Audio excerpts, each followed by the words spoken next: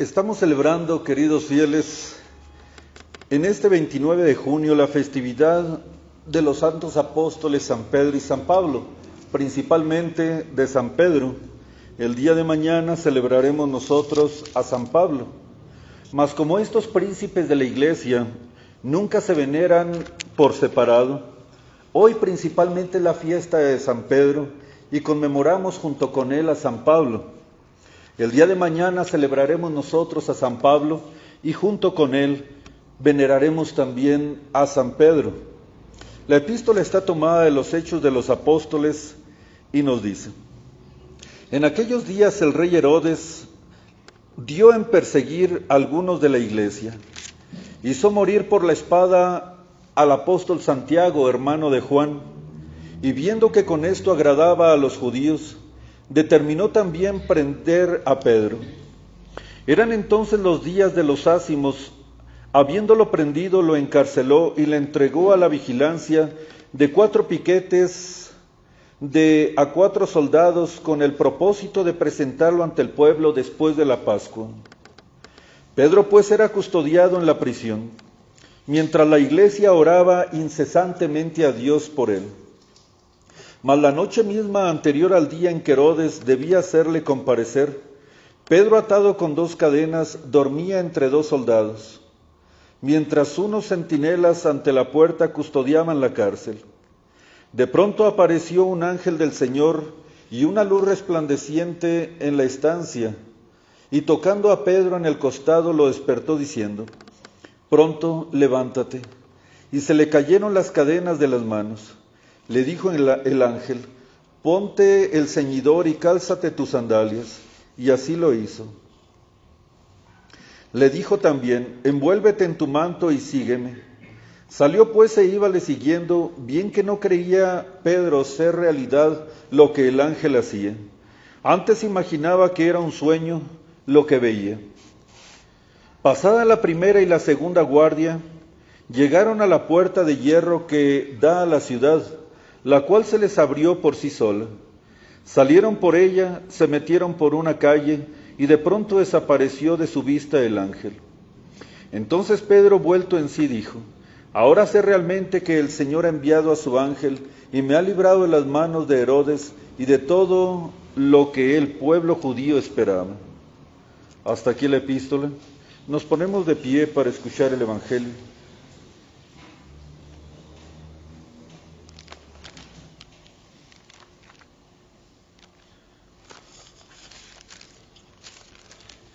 Continuación del Santo Evangelio según San Mateo. En aquel tiempo vino Jesús a la región de Cesarea de Filipo y preguntó a sus discípulos: ¿quién dicen las gentes que es el Hijo del Hombre? Respondiéronle ellos: unos dicen que eres Juan el Bautista, otros que Elías, otros que Jeremías o alguno de los profetas. Y les dijo Jesús: ¿y vosotros quién decís que soy yo? Tomando la palabra, Simón Pedro dijo: tú eres el Cristo, el Hijo del Dios vivo. Y le contestó a su vez Jesús: feliz tú, Simón, hijo de Jonás, porque no te ha revelado eso la carne ni la sangre, sino mi Padre que está en los cielos. Y yo a mi vez te digo que tú eres Pedro, y sobre esta piedra edificaré mi iglesia, y las puertas del infierno no podrán contra ella. Te daré las llaves del reino de los cielos. Todo cuanto ates en la tierra será atado en los cielos, y todo cuanto desatares en la tierra será tenido como desatado en los cielos. En el nombre del Padre, y del Hijo, y del Espíritu Santo. Amén. Pueden sentarse.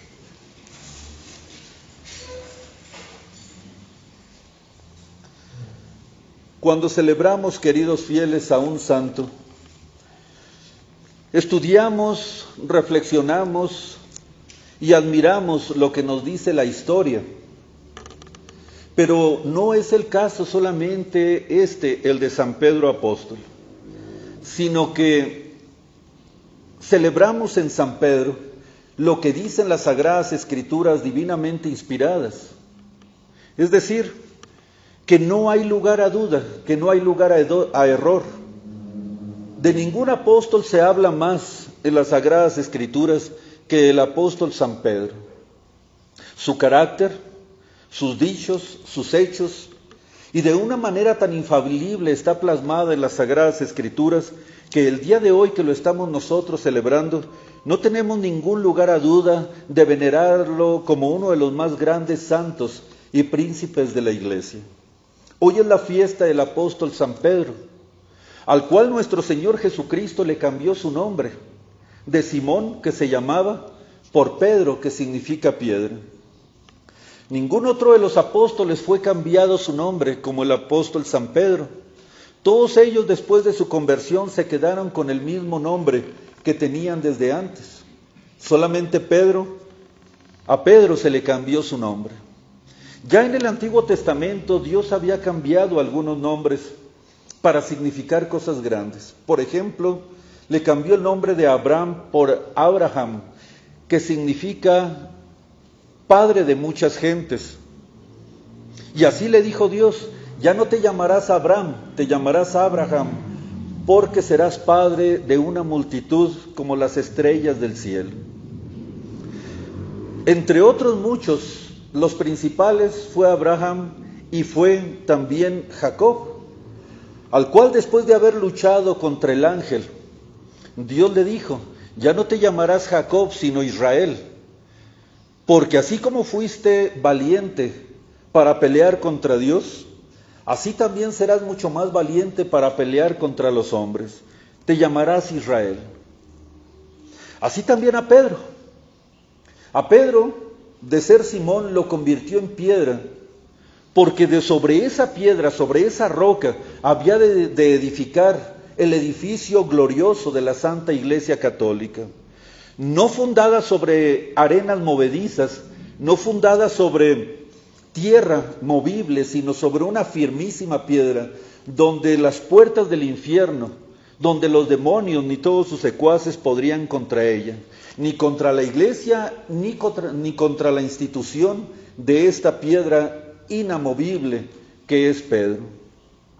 Entonces el día de hoy celebramos las grandezas de esta piedra, las grandezas de esta iglesia. Sobre esta piedra fue fundada nuestra iglesia y nuestra fe, queridos fieles, y de esta manera pasó. Fue en Cesarea de Filipo, donde nuestro Señor Jesucristo, caminando con los apóstoles, de repente se volteó con ellos y les dijo: ¿quién dicen los hombres que es el Hijo del Hombre? Él se llamaba a sí mismo el Hijo del Hombre, porque había tomado nuestra naturaleza humana, y por eso se llamaba el Hijo del Hombre, para saber que un hombre, Dios, había de satisfacerlos por los pecados de toda la humanidad. Nuestro Señor Jesucristo no se cuidaba de lo que dijeran de Él. Es algo raro para nosotros que nuestro Señor Jesucristo, con aparente curiosidad, les pregunta a los apóstoles qué es lo que dicen la gente de Él, o qué es lo que dice la gente que Él es. Si vemos en todo el Evangelio a nuestro Señor Jesucristo, no le importaba el qué dirán acerca de Él. Él solamente vino a cumplir con la voluntad del Padre. Él solamente vino a hacer lo que al Padre le agradaba. ¿Cuántas veces lo insultaron? ¿Cuántas veces dudaron de Él? ¿Cuántas veces lo llamaron inclusive hasta demonio? Y nuestro Señor Jesucristo jamás replicó tal cosa, sino que con mansedumbre siempre contestó en esas situaciones. Ahora, con aparente curiosidad, nuestro Señor se vuelve a sus apóstoles. Y digo aparente curiosidad porque no era tal curiosidad. Nuestro Señor, en primer lugar, quería dar pie y ocasión a que sus apóstoles confesaran y supieran exactamente qué era Él, quién era Él. Porque si ellos habían de ser los maestros de la humanidad y tenían que ir a predicar a Jesucristo, tenían que buscar en todo momento quién era verdaderamente Jesucristo para que lo pudieran ellos predicar. Entonces nuestro Señor les quería dar alguna instrucción verdaderamente a los apóstoles. Y por eso les dice: ¿quién dicen los hijos del hombre que es? ¿Quién dicen los hombres que es el Hijo del Hombre? A lo cual todos a la misma voz y hablando todos juntos decían, unos dicen que eres Juan el Bautista, otros que eres Elías, otros que Jeremías o que eres un profeta. Nombres gloriosos, porque Juan el Bautista era un profeta y más que profeta. El profeta Elías era tenido como de los más grandes profetas entre los judíos. No se diga el profeta Jeremías. Puros nombres gloriosos a nuestro Señor Jesucristo, y con esto se entendía que los apóstoles lo admiraban y lo amaban, pero no tenían una idea clara todavía de Él. Entonces nuestro Señor, para instruirlos, les dice, y ustedes que me han visto, que han comido conmigo, que han visto mis milagros, ¿quién dicen que soy yo? De repente el apóstol San Pedro, que había estado hasta el momento callado, inspirado por Dios y por el Espíritu Santo, levanta su voz y dice, tú eres el Cristo, el Hijo del Dios vivo. Como diciendo, tú eres el Mesías prometido a nuestros padres, por los profetas, por Dios. El deseado de los eternos collados. El Hijo del Dios vivo, es decir, no eres el Hijo de Dios por adopción ni por gracia, ni por analogía. Eres el verdadero Hijo de Dios por naturaleza y por sustancia, similar en todo a Él. Tanto le agradó a nuestro Señor la inspiración que Dios, el Padre Celestial, puso sobre el apóstol San Pedro, y el testimonio fidedigno,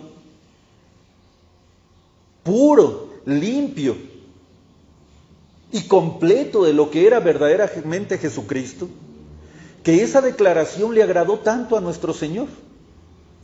Y entonces nuestro Señor también abre su voz y dice, bienaventurado eres, Simón, hijo de Juan, porque eso no te lo ha revelado ni la carne ni la sangre, sino mi Padre que está en los cielos. Y ahí va una sentencia igual de profunda, igual de clara, igual de elevadora, por decirlo así. Y yo te digo a mi vez, es decir, aceptó que verdaderamente era el Cristo, el Hijo del Dios vivo. Y con esa misma solemnidad con que Pedro lo proclama, el Hijo unigénito del Padre, así también con esa misma solemnidad Jesucristo lo constituye como jefe y cabeza de los apóstoles, como jefe y cabeza de esta asociación, de esta institución que nuestro Señor estaba instituyendo, que nuestro Señor estaba completando, que nuestro Señor estaba realizando. Y yo a mi vez te digo que tú eres Pedro, y sobre esta piedra, sobre esta roca, edificaré mi iglesia. Y tan fuerte será, tan inmaculada será, tan infalible será, tan inconmovible será, que las puertas del infierno no podrán contra ella, ni contra la iglesia, ni contra la roca que eres tú, Pedro.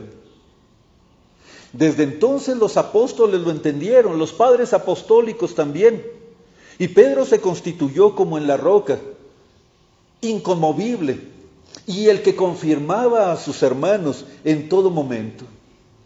Ya en los concilios primeros de la iglesia decían, si mal no recuerdo, en el concilio de Calcedonia, en los cuales los padres del concilio decían, Pedro nos ha hablado por la boca de León, en ese momento del Papa León, obispo de Roma.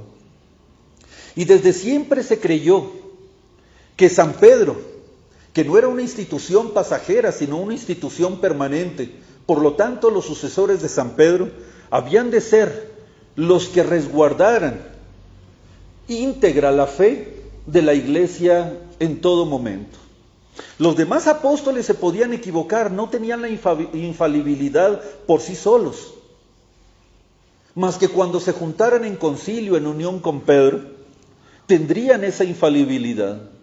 Solamente y personalmente a Pedro se le dio la infalibilidad y se le dio el poder y la potestad de confirmar a sus hermanos. Entonces, queridos fieles, San Pedro se constituyó como cabeza junto con sus sucesores. Es por eso que esta festividad nos trae a nosotros mucha alegría, por una parte, de poder celebrar al príncipe de los apóstoles.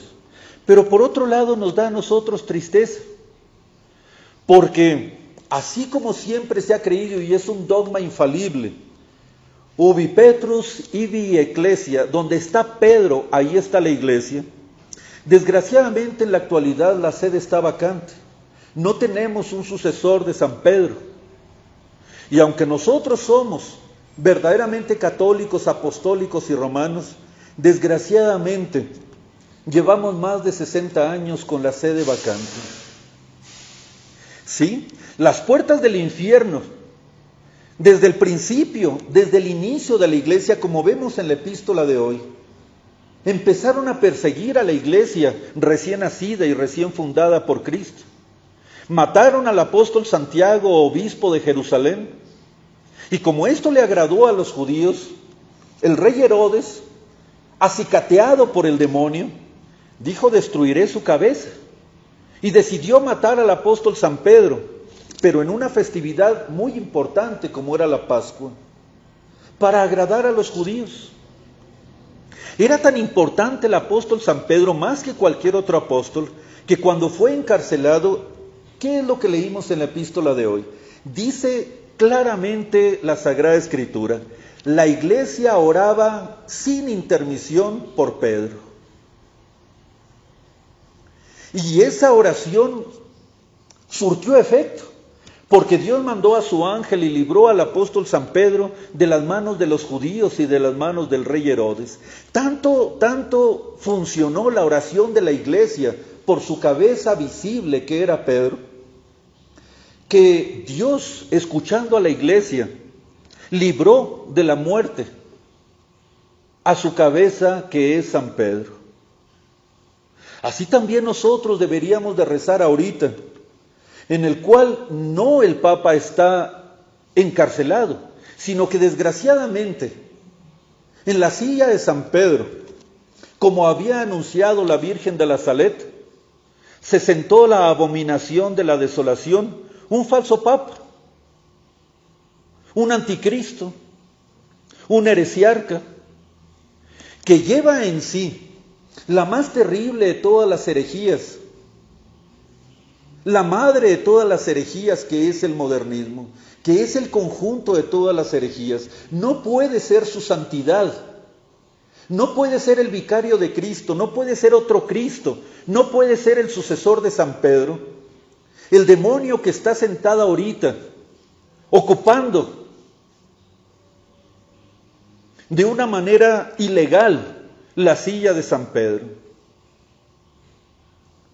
porque está destruyendo la iglesia, porque se está haciendo pasar por otro Cristo, por el otro Cristo, por el vicario de Cristo aquí en la tierra, por su santidad, cuando, como aquel dragón del Apocalipsis, abre sus fauces solamente para vomitar veneno, para vomitar herejías, para vomitar errores. No puede ser su santidad, no le podemos llamar su santidad cuando está destruyendo la iglesia de Cristo, cuando sus intenciones, que no las estamos juzgando en su interior, sino por sus obras exteriores, por cada una de las palabras que dice, por cada uno de los hechos que realiza, está vomitando solamente herejías. La misma iglesia vomita, destruye, desecha a un miembro cuando cae en la herejía. Y entonces este demonio que está ahí, este anticristo que está ahí, desde el principio, que ni siquiera bien consagrado fue como obispo, puede ser el sucesor de San Pedro, su santidad, el mismo Cristo aquí en la tierra. ¿Creen que el mismo Cristo se contradiría a sí mismo? Enseñando primeramente la verdad y la doctrina que es pura, limpia y sin mancha para llevarnos a nosotros al cielo, y después el mismo Cristo destruyera su propio cuerpo, destruyera su propia doctrina, destruyera su propia moral. Por supuesto que no. Son ciegos y guías de ciegos aquellos que creen ver en estos herejes últimos a los verdaderos sucesores de San Pedro, y que por medio de su boca, como el dragón del Apocalipsis, en vez de darnos a nosotros la doctrina limpia, vomitan puramente herejías y blasfemias en contra de Dios, de la Virgen y todo lo que sea santo, todo lo que sea puro, todo lo que sea limpio de nuestra sacrosanta religión católica. Los modernistas, la herejía, el demonio, estuvo tratando de destruir a la iglesia en todos los tiempos. Ahí tenemos al hereje Arrio, ahí tenemos al hereje Nestorio, ahí tenemos al hereje Apolinar, ahí tenemos a tantos herejes que durante el curso y la historia de la iglesia trataron de destruirla. Hasta que el demonio fue realizando, fue juntando, fue utilizando toda su astucia para completar un plan maestro. Si no podemos destruir a la iglesia por fuera, la destruiremos por dentro. Infiltraremos en sus seminarios, infiltraremos en sus filas nuestros secuaces, para que haciéndose pasar por buenos católicos, vayan ascendiendo en las filas de la iglesia. Primero seminaristas, luego clérigos, después sacerdotes, que se hagan pasar por santos y limpios sacerdotes, y después sean elegidos como obispos, y después de obispos como arzobispos y cardenales, hasta que lleguemos nosotros a la cabeza misma de la iglesia, a la cabeza visible que es el supremo pontificado. Fue un plan maestro, planeado de decenas, de centurias de años antes por el demonio, hasta que en el año de 1958, a finales de 1958, principios de 1959, dieron su golpe final, su golpe maestro a la iglesia, alcanzando llegar a la cima de lo que es la iglesia católica. Lo que no sabían es de que la iglesia es una sociedad perfecta. Ellos creyeron hacerse papa. Un papa malo no existe. Un papa teológicamente malo. Moralmente malo los ha habido en toda la iglesia, pero un papa teológicamente malo nunca lo ha visto. San Pedro fue revestido por Dios de la infalibilidad, de tal suerte que ningún romano pontífice divinamente elegido ha caído en algún error en contra de la fe católica, ni enseñado ningún error contra la fe católica. Ellos creyeron ser papas. No, ellos sabían que no, porque es gente sumamente inteligente. Pero ellos necesitaban la silla de Pedro, necesitaban la apariencia de Pedro, el poder de Pedro, para poder engañar a toda la gente desde arriba. Sin embargo, la iglesia, sociedad perfecta, no lo permitió. Un hereje no puede ser papa. Un hereje no puede ser papa. Y todos esos, después de su santidad Pío XII, que se autonombraron o que se nombraron papas, como eran herejes desde el principio, no fueron elegidos verdaderos papas, no son papas, porque eran herejes, no eran elegibles. Y aun cuando los cardenales, si hubieran sido válidos, hubieran elegido, en el caso de Roncal y Juan 23, válidamente, como él no estaba dentro del cuerpo y del alma de la iglesia, porque era un hereje, la elección de Roncalli fue totalmente inválida.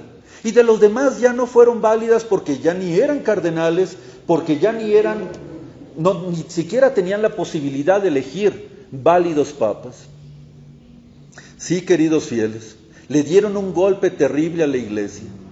Pero la iglesia se puede y se defendió con todas sus leyes divinamente inspiradas, de tal suerte que esos que están ahí no son papas malos.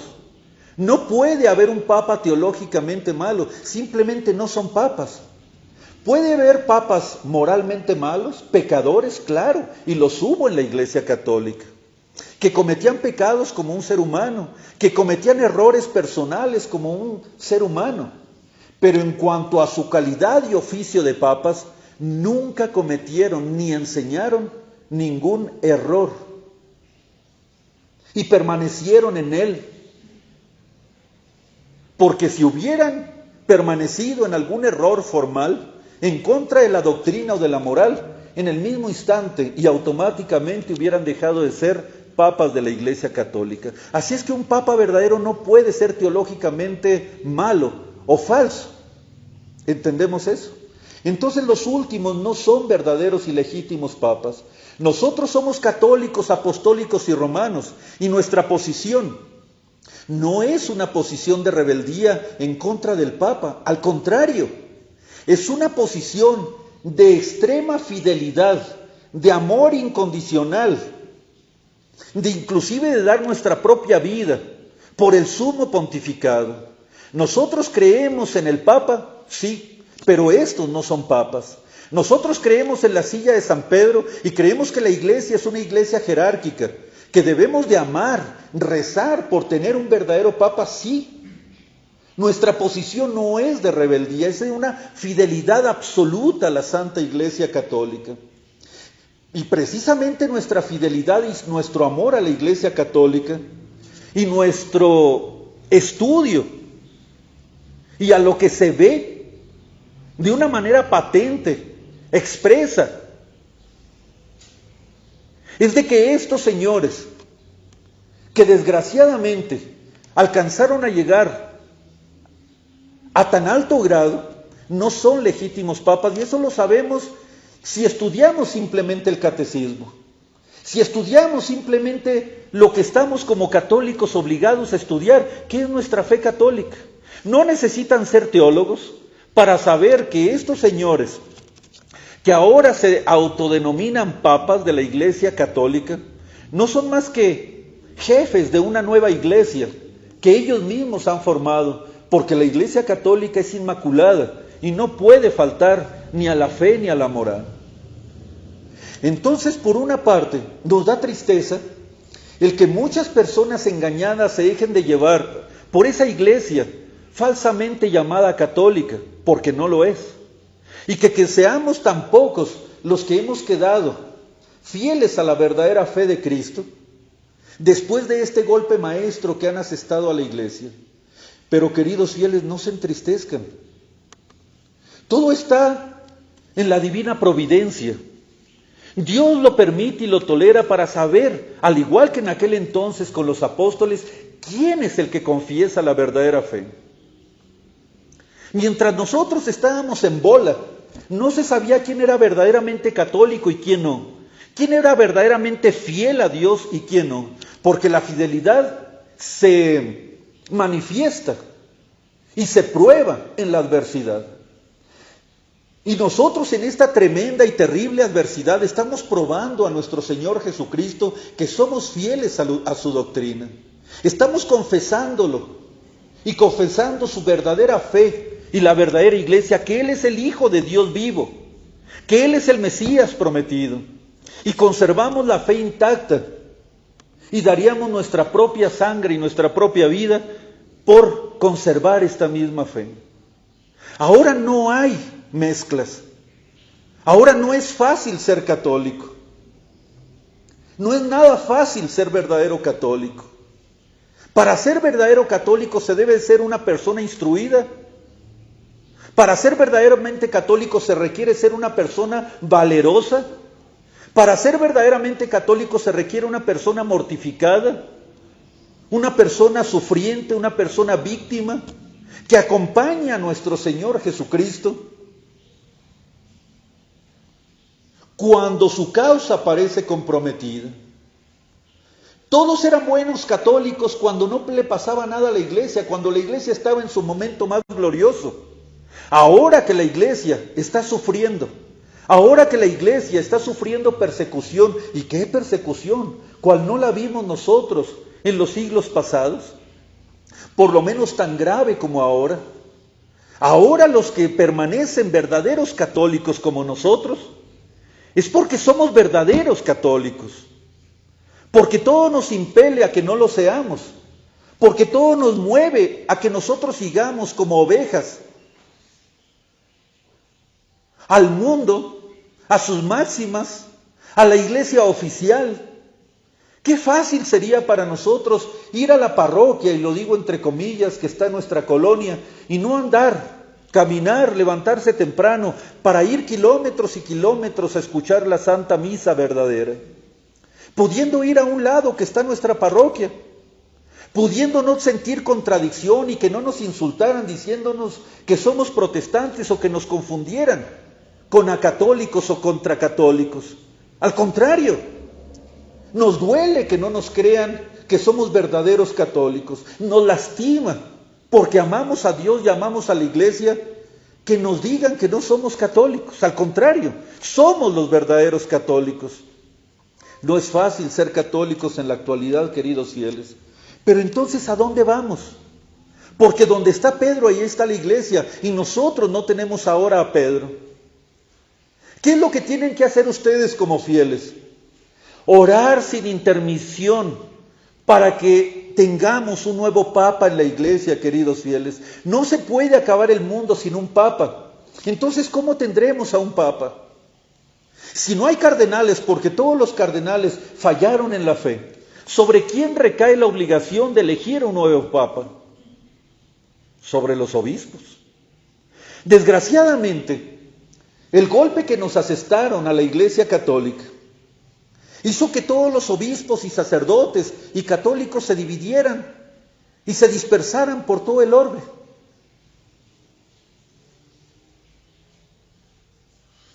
Todos quedaron asustados, golpeados, lastimados, heridos, por el golpe tan duro y tan fuerte que nunca se había visto en contra de la Iglesia Católica.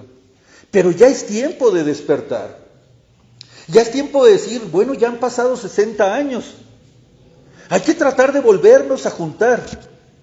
Porque la Iglesia de Cristo es como su túnica inconsútil. Una sola túnica, sin divisiones. Y para que seamos nosotros católicos verdaderos, tenemos que forzosamente buscar la unidad y la restauración de la Iglesia, de la jerarquía eclesiástica, porque nosotros no somos ni ortodoxos, ni somos tampoco evangélicos ni protestantes, que pueden hacer su capillita y que pueden hacer su iglesita y permanecer así separados para siempre. No, señores.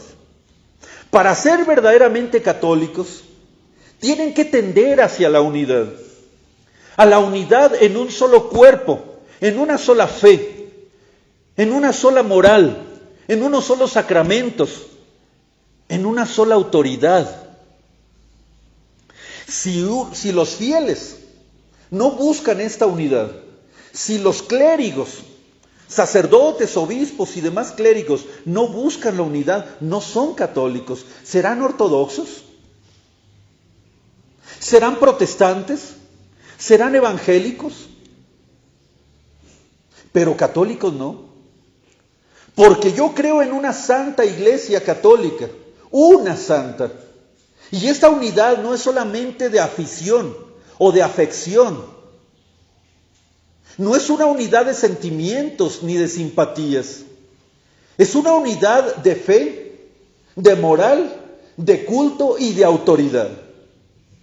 Si yo no tiendo a la unidad, basada no en simpatías, sino que basada en la verdad y basada en la caridad, entonces no soy católico.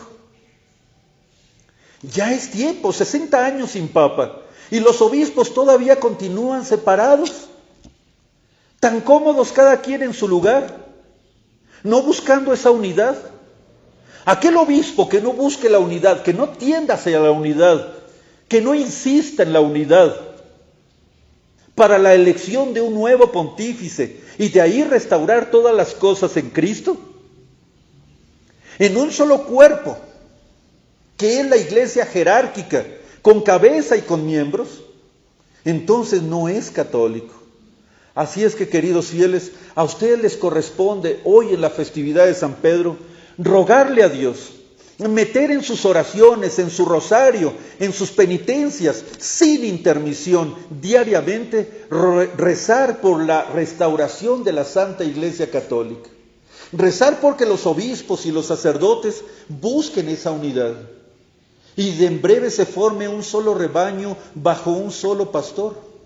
Y a nosotros como obispos y sacerdotes nos corresponde el unirnos como la túnica de Cristo, como un solo cuerpo de Cristo, buscar esa unidad, buscar de una manera eficaz esa unidad para el restablecimiento de la Iglesia Católica.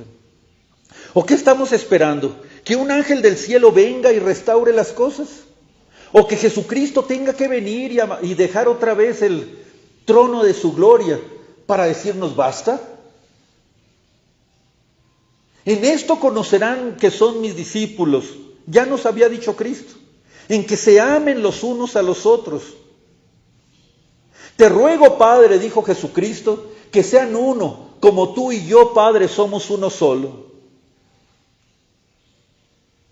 ¿Qué estamos haciendo, sacerdotes?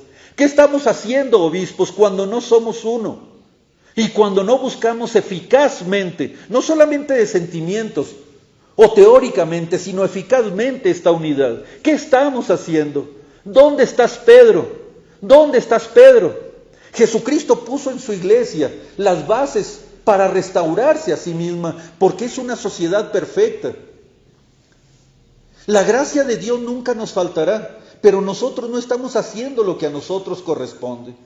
Ustedes como fieles deben de rezar sin intermisión para que se restaure la fe, para que se restaure la iglesia, para que se restaure la jerarquía, para que se restaure el papado. Y nosotros como sacerdotes y obispos, pertenecientes a la iglesia jerárquica, tenemos que reunirnos y restaurar esta iglesia, porque tenemos en los cánones mismos de la iglesia, en las instituciones y constituciones mismas de la iglesia, la posibilidad de restaurar todas las cosas en Jesucristo nuestro Señor. La división que hay entre nosotros, más que una división dogmática, es una división de sentimientos, de antipatías, de errores, de malas inclinaciones. Entonces, queridos fieles, rueguen por nosotros, rueguen para que tengamos el valor y para que aquellos otros obispos que han venido antes que nosotros, que tienen más autoridad ante los fieles, ante el mundo que nosotros, para aquellos obispos de los cuales nunca se ha dudado, los cuales nunca han tenido alguna duda, algún problema, y que gozan de grande autoridad entre los fieles que quedamos católicos, se les ocurra, de repente se muevan a reunir a todos los obispos dispersos por el mundo para verdaderamente restaurar la Iglesia Católica y luchar contra esta terrible herejía, no como individuos, sino como Iglesia. Y como Iglesia tendremos nosotros la asistencia profusa, profunda y abundante del Espíritu Santo, y los milagros se multiplicarán. Y lucharemos como un solo cuerpo, como la Iglesia que somos, para alcanzar las metas que nuestro Señor Dios se ha propuesto en este mundo. Entonces, queridos fieles, sigan rezando por un Papa legítimo, recen por sus obispos, recen por sus sacerdotes, para que encuentren esa unidad y restauración. Viva el apóstol San Pedro, que mientras él no está, nos uniremos a los obispos, les seremos fieles a ellos, a aquellos obispos que busquen la unidad para que algún día se forme, insisto, un solo rebaño bajo un solo pastor. En el nombre del Padre, y del Hijo, y del Espíritu Santo.